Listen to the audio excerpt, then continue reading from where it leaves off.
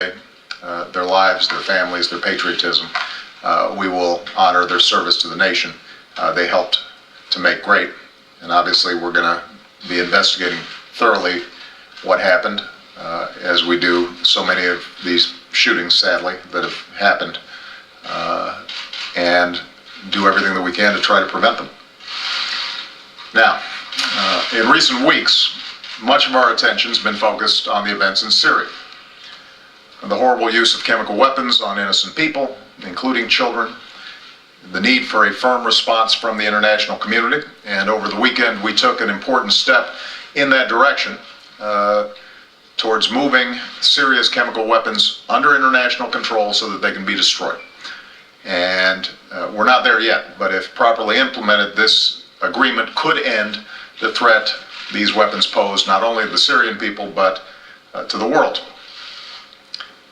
I want to be clear, though, that even as we've dealt with the situation in Syria, we've continued to focus on my number one priority since the day I took office: making sure we recover from the worst economic crisis of our lifetimes and rebuilding our economy so it works for everybody who's willing to work hard, so that everybody who's willing to take responsibility for their lives has a chance to get ahead. It was 5 years ago this week that the financial crisis rocked Wall Street and sent an economy already into recession into a tailspin. And it's hard sometimes to remember everything that happened during those months, but in a matter of a frightening few days and weeks, some of the largest investment banks in the world failed, stock markets plunged, banks stopped lending to families and small businesses, our auto industry, the heartbeat of American manufacturing, was flatlining. By the time I took office, the economy was shrinking by an annual rate of more than 8%. Our businesses were shedding 800,000 jobs each month. It was a perfect storm that would rob millions of Americans of jobs and homes and savings that they had worked a lifetime to build. And it also laid bare the long erosion of a middle class that for more than a decade has had to work harder and harder just to keep up. In fact, most Americans who've known economic hardship these past several years, they don't think about the collapse of Lehman Brothers when they think about the recession. Instead, they recall the day they got the gut punch of a pink slip, or the day a bank took away their home, the day they got sick but didn't have health insurance, or the day they had to sit their daughter or son down and tell him or her that they couldn't afford to send their child back to college the next semester. And so those are the stories that guided everything we've done. It's what in those earliest days of the crisis caused us to act so quickly through the Recovery Act to arrest the downward spiral and put a floor under the fall. We put people to work repairing roads and bridges, to keep teachers in our classrooms, our first responders on the streets. We helped responsible homeowners modify their mortgages so that more of them could keep their homes. We helped jumpstart the flow of credit to help more small businesses keep their doors open. We saved the American auto industry. And as we worked to stabilize the economy and get it growing and creating jobs again, we also started pushing back against the trends that have been battering the middle class for decades. So we took on a broken healthcare system. We invested in new American technologies to end our addiction to foreign oil. We put in place tough new rules on big banks. Rules that we need to finalize before the end of the year, by the way, to make sure that the job is done. And we put in new protections that crack down on the worst practices of mortgage lenders and credit card companies. We also changed a tax code that was too skewed in favor of the wealthiest Americans. We locked in tax cuts for 98% of Americans. We asked those at the top to pay a little bit more. So if you add it all up, over the last 3.5 years, our businesses have added 7.5 million new jobs. The unemployment rate has come down, our housing market is healing, Our financial system is safer.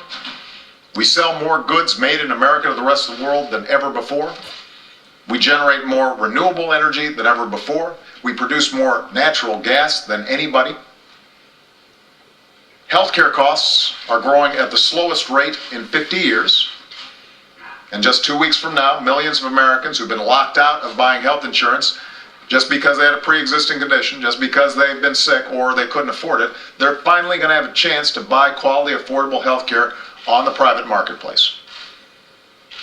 What all this means is we've cleared away the rubble from the financial crisis, and we've begun to lay a new foundation for economic growth and prosperity.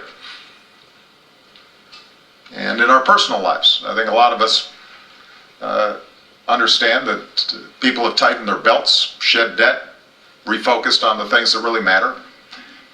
All of this happened because ultimately of the resilience and the grit of the American people.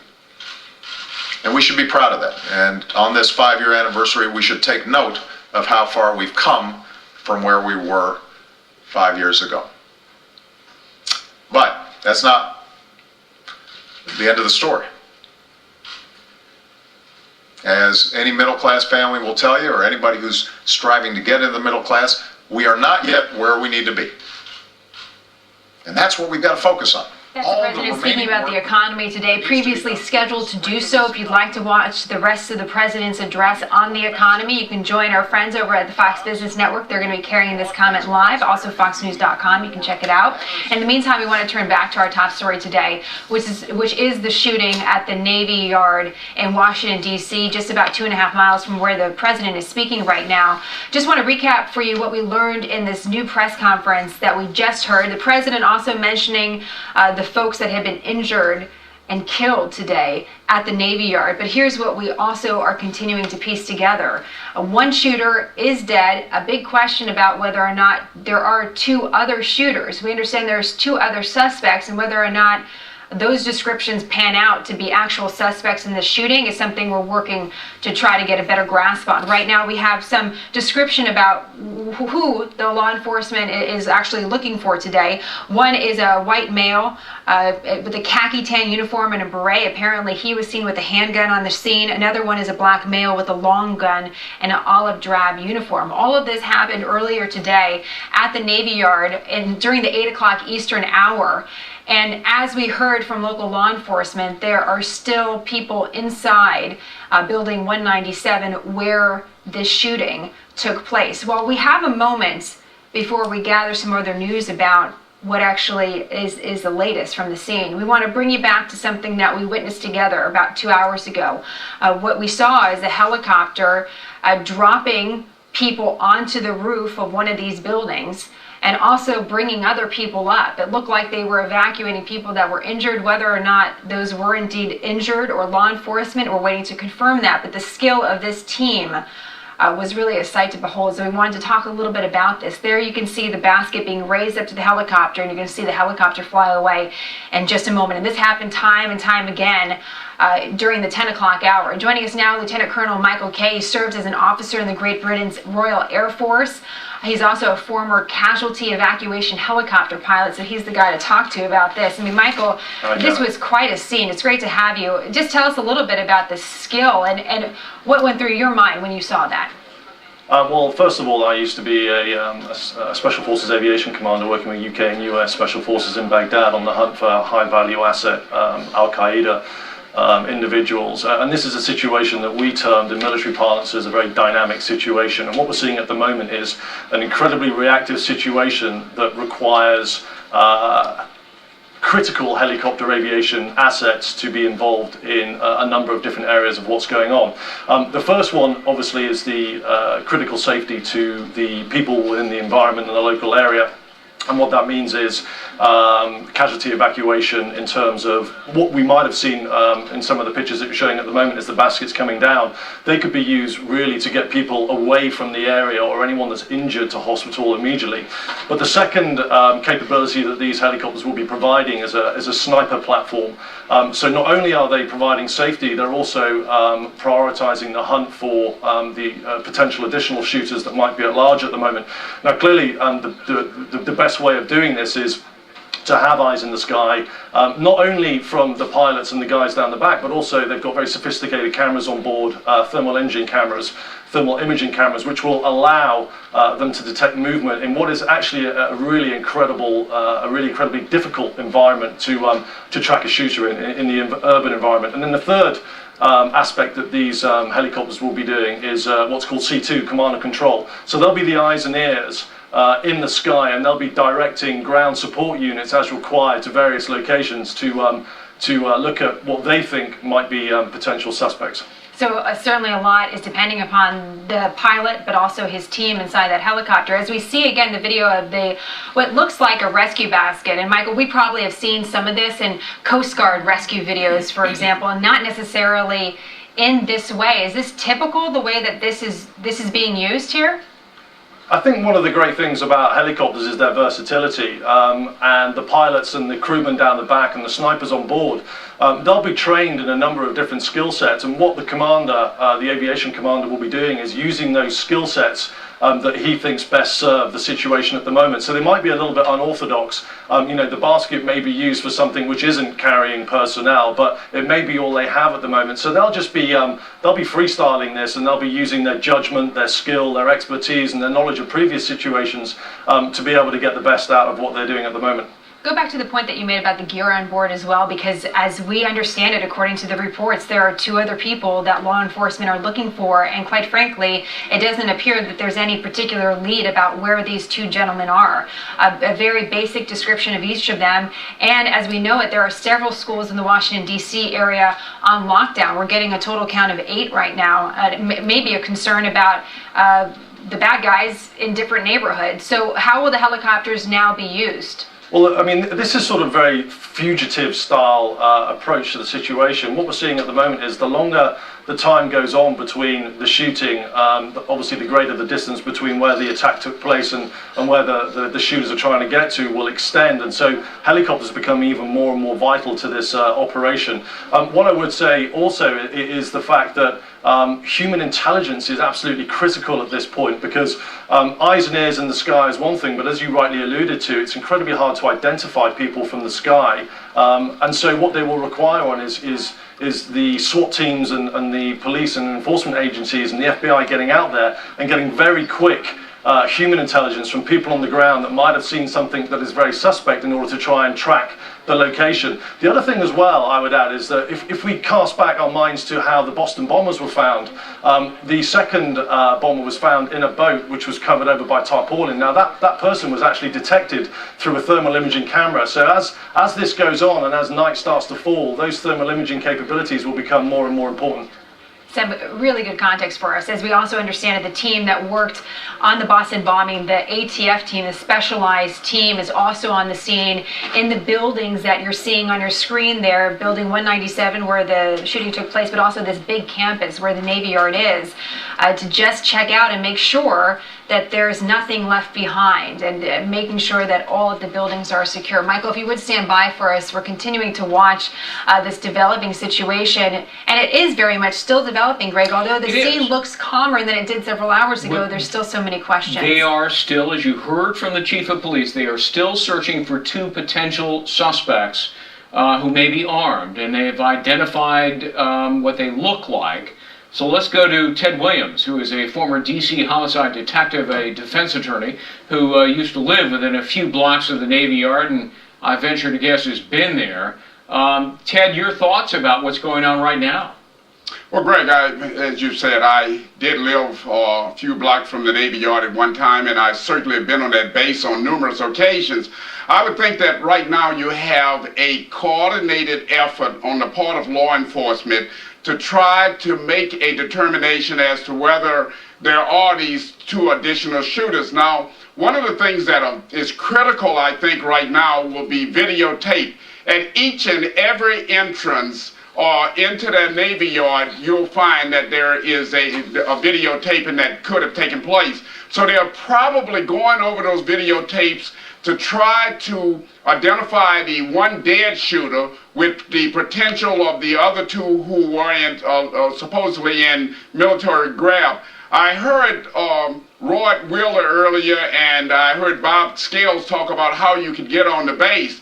when we listened to Chief Lanier, the chief of police for the Washington, D.C. Police Department, and she talked about the fact that two of these individuals may very well been in some sort of military uniform, that certainly could have opened them in getting on that base. I must say that when we were initially reporting the information that there could be a second or third potential shooter here after it was described as the first one dead, we thought, well, that's just a precaution because you always assume that there are more shooters there until you can rule that out. But then the news conference came, and, Ted, as you heard it, I mean, the chief of police was talking about very specific identities to these two other potential shooters, a white male and a black male with a long gun. So does that raise the potential more?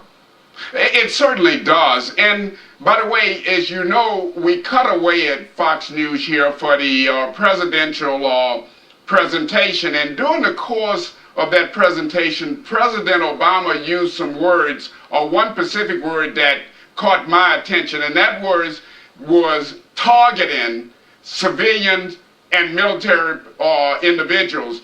And when he used the word targeting, it made me wonder, quite naturally, as the President of the United States, I'm sure he knows a lot more about what was going on. And so I'm sure he's been in touch with law enforcement on the ground there. So there is that question as to whether this was a specific targeting.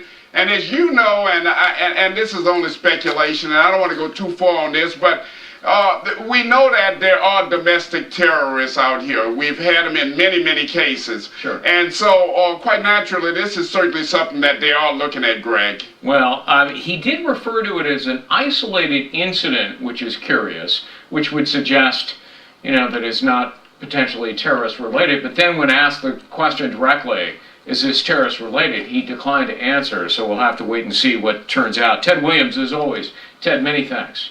My pleasure. Stephen Rogers is joining us now, a retired senior naval intelligence officer. He's been to the Washington Naval Yard, very familiar with it. And Stephen, we chatted a little bit earlier with you to get your initial thoughts about what transpired this morning. And you had said the suspect must be taken alive for investigative purposes. And we know at this time, at least one gunman has been shot or is dead. We don't know if he's been shot or if he committed suicide. We're waiting on those details. But where does the investigation go from now with two potential suspects at large and one gunman dead? Well, the first thing they're going to do, hopefully they'll search him soon, to find one thing, and that's this. This is a military ID card. This is how you get on a military base.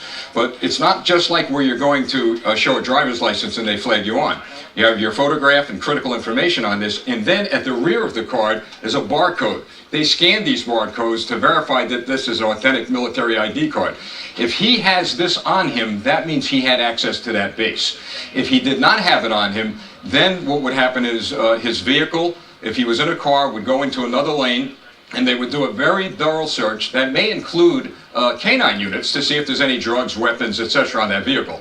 So it's very critical that they search him to see if he has any type of ID card that gave him access to that base. You raise a really interesting point as well. We don't actually know how he arrived at the base, how this one shooter arrived at the base, and that's something we're looking to confirm. We also know, though, Stephen, that there were civilians also working at this military base. Would they have a similar ID? Yes, they would. They would have similar ID. I've got to tell you, I've been in naval bases all over the world. I was shocked when I heard this because of the very, very tight security on these bases.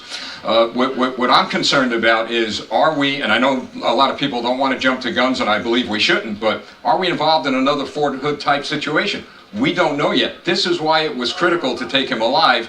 And you know what? The officer safety is first, civilian safety is first. Did he kill himself? Was it a police bullet that killed him? All these questions have to be answered rather quickly. Certainly. Real quick question for you as well. Let's say you had a visitor to the base. Let's say I wanted to go on the base to meet with somebody. What was the process to getting someone from the outside in? Well, they would look at my ID card, and then they would look at his or her ID card. That's how difficult it is to get on. You have to show valid ID before you get on these bases. The question is now, Stephen, we don't know how many people are still left inside some of those buildings. We don't know how many are injured, perhaps how many dead. I mean, what goes through your mind with all your experience and intelligence at a time like this? What's the first thing that crosses it? Well, the safety of every individual in that area, and that's what the police are now concerned about. They're going to do a door-to-door, closet-to-closet search before any movement is going to begin in those buildings. Stephen, thank you very much. We appreciate it. Great experience for us as we continue to take in some of the footage of the morning so far. Helicopters dropping law enforcement onto the roof, taking other people up. We saw that just about a half a dozen times. We're still waiting on the conditions of those that have been injured. Many of them in that basket being held to the side of the helicopter, while we saw also what appeared to be snipers on the outside as well, just trying to provide some cover and hopefully find out where the shooter was. The one shooter in question we know is now dead. There is a question about 2 other shooters potentially on the loose. We're still waiting for confirmation about that. Where did they go? Where could they be? What is the motive here? So some big questions today as we continue to take in this breaking news from Washington, D.C., a Navy Yard shooting. The AP reporting 6 dead. We also know there are multiple other injuries. All of these numbers very fluid at this time. We're going to work on to confirm it. In the meantime, quick break here on Fox News. We'll be right back with continuing coverage. When you invest your hard-earned dollars, you're looking for a return on that investment, right? You want growth. So how does an average growth of 20% a year sound? And that's over the past decade. The precious metal with that kind of track record is silver. The Silver Polar Bear is a Lear Capital exclusive made from the finest silver of any coin in the world. As the only 1.5-ounce coin on the market, its unique size makes it beautiful and affordable. And because it comes with a government guarantee, it's IRA eligible. With silver prices low and demand rising, physical silver could be your best move to protect your savings and retirement accounts. Get up to $600 in free Silver Polar Bear coins by calling Lear Capital at 1-800-644-1975. And we'll include our Silver Investor Report. The first 50 callers also get this DVD on the potential currency crisis and the dramatic impact on your money. Call 1-800-644-1975 now. I've got a big date, but my sinuses are acting up. It's time for Advil Cold and Sinus. Truth is, that won't relieve all your symptoms. New Alka-Seltzer Plus D relieves more sinus symptoms than any other behind-the-counter liquid gel. Oh, what a relief it is. Diabetics. Have you been diagnosed with bladder cancer, pancreatic cancer, or thyroid cancer? The FDA is investigating if Actos, Byetta, Januvia, or Victoza may have been the cause of your cancer. For important information, call 1-800-DRUG-HURT. The Villages, Florida's friendliest hometown. Where do you plan to spend your retirement years? Where good friends gather for a great time. At the Villages, you'll find endless things to do and plenty of new friends to share your time with. Visit thevillages.com to request your free video tour. Then come bask in the warmth of Florida's friendliest hometown. The Villages. This was the hardest decision I've ever had to make. Jim, I adore the pool at your hotel. Anna, your hotels have wondrous waffle bars. Ryan, your hotel's robes are fabulous. I have 12 of them. 12? Shh, I'm worth it. What I'm trying to say is, it's so hard to pick just one of you, so I'm choosing all of you with Hotels.com. A loyalty program that requires no loyalty. Plus, members can win a free night every day, only at Hotels.com.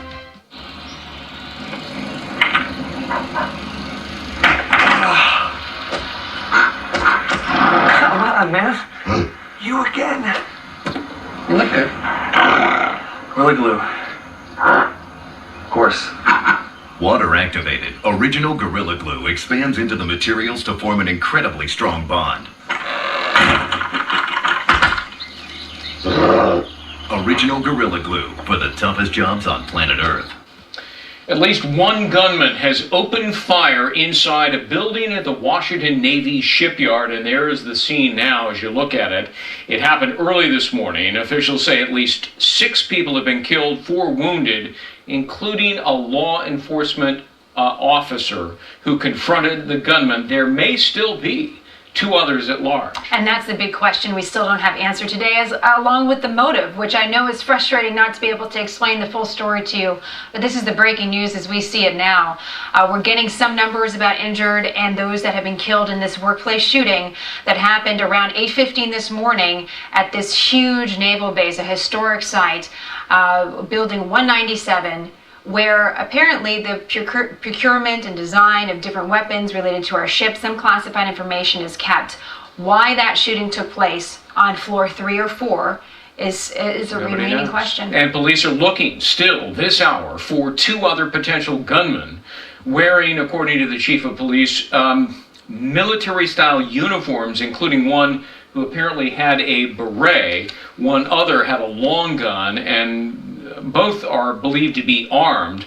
One of the three gunmen has died, though the chief of police hasn't detailed exactly how that happened, whether he took his own life or was shot by the officer, who is now in stable condition, we understand, at the local hospital. The scene very much active. Again, the special force from the ATF, the best of the best, is on the scene, just checking out whether or not there's any devices that need to be checked out in any of the buildings. We don't have any indication of that, but they're certainly on the scene. You still have a heavy presence of local law enforcement and federal law enforcement as well.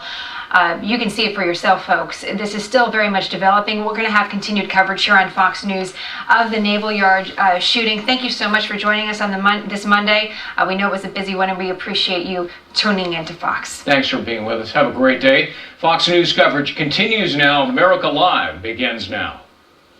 All right, Greg and Jenna, thank you very much. We start with this Fox News alert on the massive manhunt that is now underway in our nation's capital. Police have just reported moments ago that they are looking for 2 more possible suspects wanted in the mass shooting that took place this morning at the Washington Navy Yard, where multiple people have been killed and at least 12 people injured. The numbers are still coming into clarity at this moment. Welcome, everybody, to America Live. I'm Martha McCallum, in for Megyn Kelly.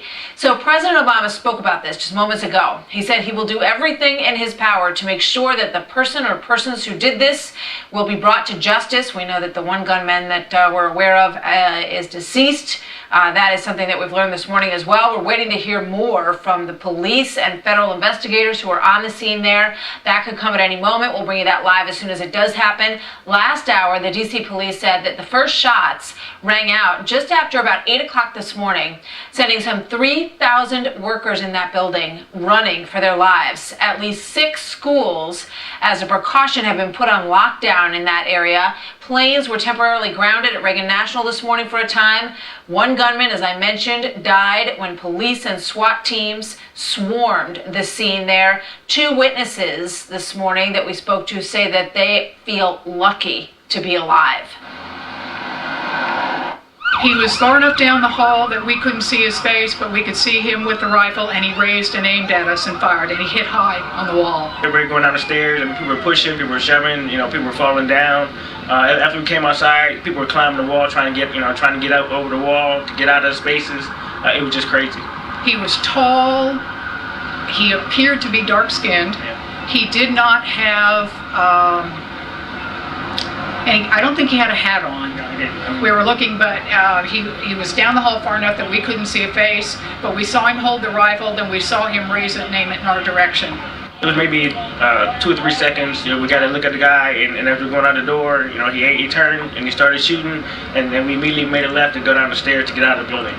Can you imagine what that was like for those people? Unbelievable. So frightening as they're trying to describe what he looked like so they can give people an indication. Live at the scene from early this morning at the Washington Navy Yard has been our own Peter Ducey, who has been reporting this throughout the morning. Peter, what can you tell us at this hour? Martha, when you listen to what the police chief told us last hour, which is that one shooter is deceased and that there are possibly still 2 shooters on the loose, and then you look around here and you see that authorities, all the federal and local authorities who have responded, have not really let up much of their resources. We still have helicopters flying very low. There are still a lot of vehicles with sirens. Streets are still closed.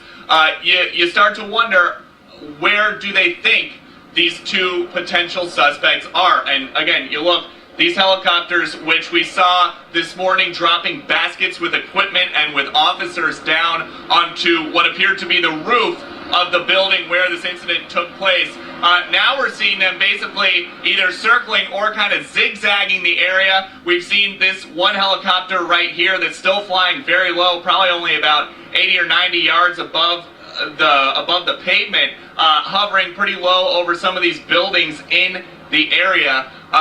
Again, our position for the last 2 hours or so has been back here about 150 yards away from where the shooting took place that we know of. But we have heard now from some people who were in the building, who escaped with their lives. Listen to them tell the story.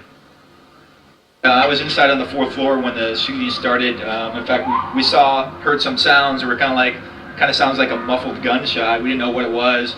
We had people running in the hallways telling everybody to evacuate. A couple of minutes later, the fire alarm inside the building went off, which is the way to get everybody outside the building. We picked up radios in our section where the safety folks, so we helped evacuate the building to get everybody out. Once we got people up down the back side and outside the back of the building,